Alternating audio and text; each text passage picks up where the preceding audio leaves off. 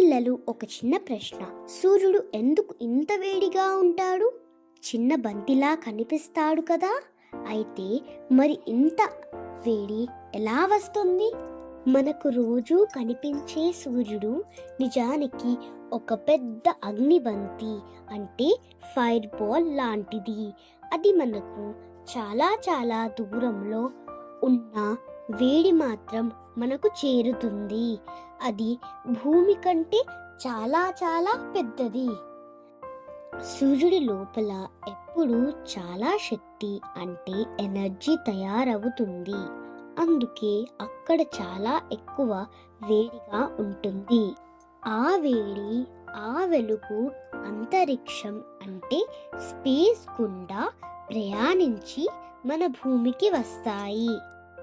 అందుకే సూర్యుడు మన మీద పడితే మనకు వేడిగా అనిపిస్తుంది.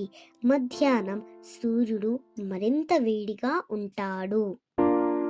సూర్యుడు మనకు చాలా దూరంలో ఉన్నాడు, కానీ సూర్యుడు అంత వేడిగా ఉండటంతో ఆ వేడి మన వరకు చేరుతుంది. మనకు చలిగా ఉన్నప్పుడు మంట దగ్గర కూర్చుంటే వేడిగా ఉంటుంది కదా. అలాగే సూర్యుడు ఆ వెలుగులోనే మనకు వేడి మరియు వెలుతురు రెండూ వస్తాయి. అందువల్ల భూమిపై జీవం ఉంది. అందుకే పిల్లలు, ఎండలో ఎక్కువ సేపు ఆడకూడదు, టోపీ పెట్టుకోవాలి, నీళ్లు ఎక్కువగా తాగాలి. ఇప్పుడు అర్థమైందా పిల్లలు, సూర్యుడు ఎందుకు వేడిగా ఉంటాడు?